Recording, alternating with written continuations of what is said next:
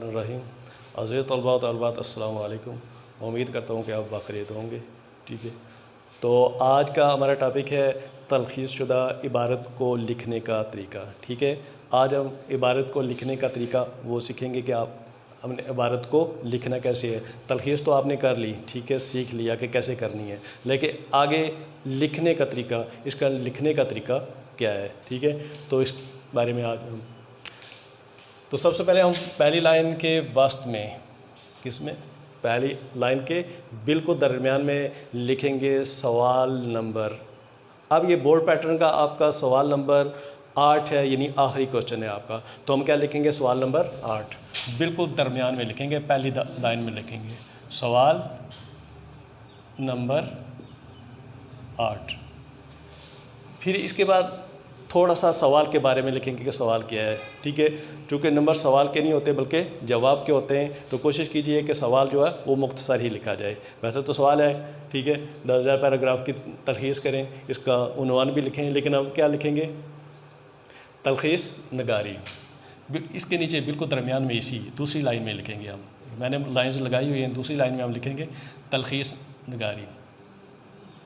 तलख़ीस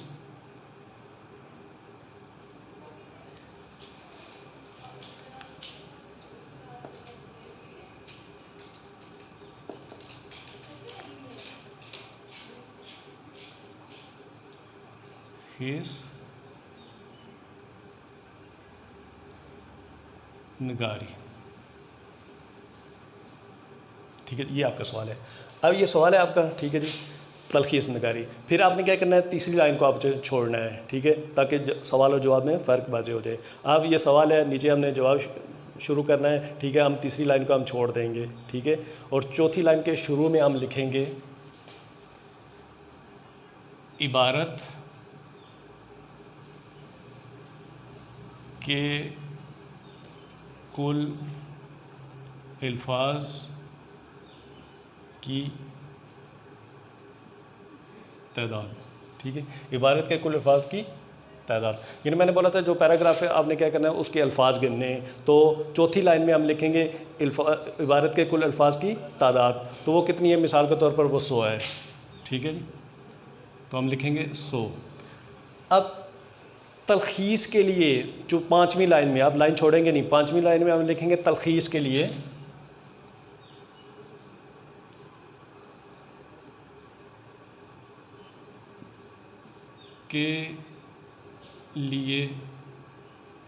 दस्तयाब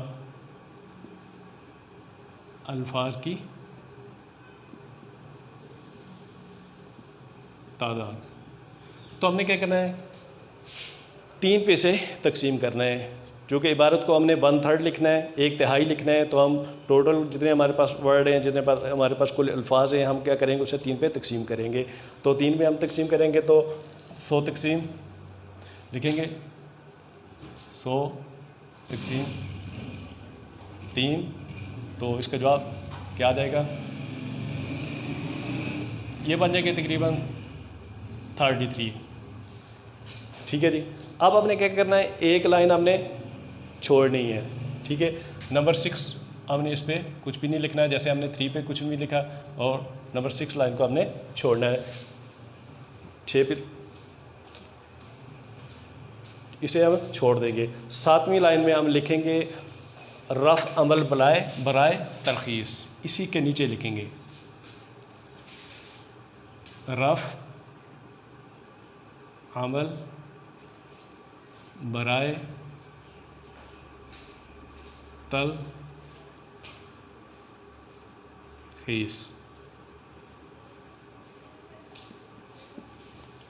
ठीक है जी, अब हमने रफ़ अमल किया है, जो रफ़ अमल होगा वो हम इधर लिखेंगे। ठीक है, बिलफाज ये हम लिख रहे हैं, इसे ये हमारा आ रहा है 2 लाइन पे आ रहा है, बिलफाज 2 पे 3 पे जितने भी हमारा ये रफ़ अमल बनेगा। ठीक है, इसके बाद हम लिखेंगे तलख़ीस के अहम नुकात, तो वो हम इधर लिखेंगे। ठीक है, तलख़ीस के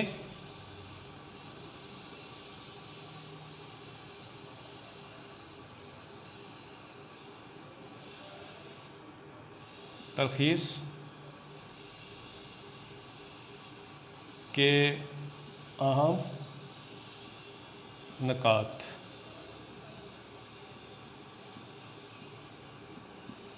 अब जितने में होंगे वो हमने इधर लिखने हैं, ठीक है। तो ये क्या करेंगे, ये इबारत को 1/3 एक तिहाई लिखने में हमारी मदद करेंगे। जो हमने निकात निकाले उन्हें हम इधर लिख लेंगे, ठीक है। बिलफर्ज ये आपके 2 लाइंस पे आ रहे हैं, तलखीस के अहम नकात। फिर हम लिखेंगे तलखीस के मरकज़ी नकात। तलखीस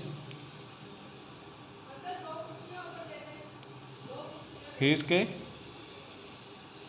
मरकज़ी नकात, वो हम इधर लिख लेंगे। ये 2-3 ही होंगे, ज़्यादा से ज़्यादा 3-2, ठीक है। तो ये हमारी मदद करेंगे किस में, ठीक है, इसका उन्वान चुनने में, उन्वान के इंतखाब में ये वाले नुकात जो है ना ये हमारे काम आएंगे, ठीक है जी।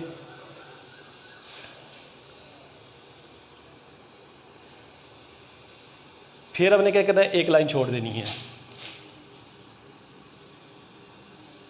ठीक है। क्या करना है, हमने आगे लिखना है, ये रफ़ अमल हो गया हमारा तलखीस बराए तलखीस।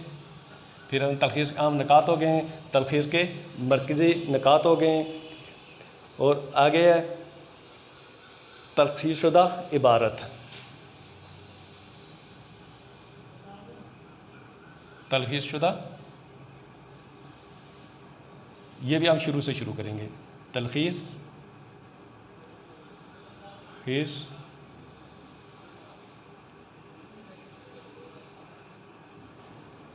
शुदा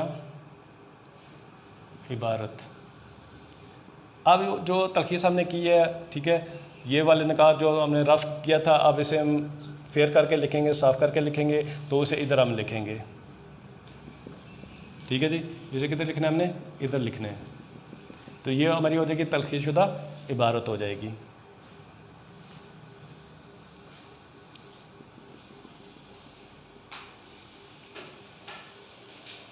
अब नंबर 16 पर लिखेंगे हम, लाइन नंबर 16 पे इबारत का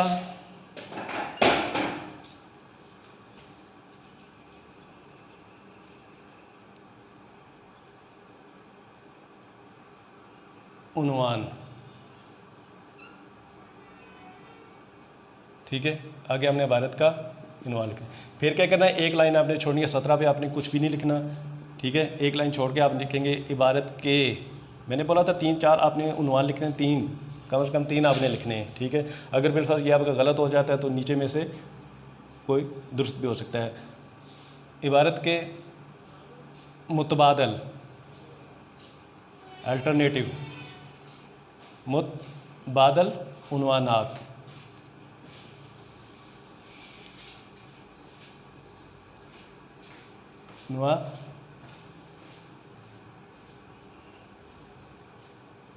नात। आप जो मुतबादल हैं, आपके पास जो बाकी 2-3 हैं वो आपने इधर लिखने हैं, ठीक है। नंबर 1 ये तो आपका हो गया इबारत का मौजू उन्वान जो आपने पहला दिया है, ठीक है। तो मजीद जो आपके पास 2 हैं या 1 है वो इबारत के मुतबादल उन्वानात के, ठीक है, पीछे पॉइंट हेडिंग देंगे, आगे आप उनका वो वाले उन्वान लिख देंगे, ठीक है जी। ये आपका सवाल हो गया कंप्लीट। अब देखें ये कितनी लाइंस आपकी बन गई हैं, ठीक है। तकरीबन ये 10-12 लाइन बनती हैं, 1 2 3 4 5 10-12, ये 18 तक गए हम, ठीक है। बीच में से हम छोड़ भी हैं, अब कुछ तो फर्जी है ना, ठीक है। तो यानी 12 लाइन तक ये आपकी जो है ना ये आपका क्वेश्चन बन जाता है। तो वो आप खुशी से, अगर आपने दुरुस्त लिखा खुशी से आपको 10 नंबर आपको देगा इंशाअल्लाह, ठीक है। तो ये तरीका आप ज़हन नशीन कर लें, ठीक है। जब भी आपने ये सवाल करना है, ठीक है, तो इस तरीके से ही करना है। ये दरमियान में लिखेंगे। सवाल नंबर 8 है आपका, 8 है तलखीस नगारी, ये आपका सवाल है। एक लाइन आप छोड़ेंगे, इबारत के कुल अल्फाज की तादाद लिखेंगे, वो आप गिनती करेंगे, ठीक है। तो जितने होंगे वो आप इधर लिखेंगे। फिर तलखीस के लिए दस्तयाब अल्फाज की तादाद, यानी हमने क्या करना है, टोटल को हमने 3 पे तकसीम करना है, चूँकि 1/3 हमने लिखना है, 1 तिहाई लिखना है, तो फिर क्या करेंगे, हम इसे इन पे तकसीम कर देंगे, ठीक है। फिर एक लाइन हम छोड़ देंगे, ठीक है। तो आगे लिखेंगे रफ़ अमल बराए तलखीस। तलखीस के लिए जो हमारे पास रफ़ अमल है वो हम इधर लिखेंगे, ठीक है। तो ये 2-3 लाइन पे जितने भी आएगा, ठीक है। फिर तलखीस के अहम नुकात, ये वाली चीज़ है ये, ठीक है। ये हम फिर ऊपर भी लिखेंगे। अब तलखीस के मरकज़ी नुकात, ठीक है।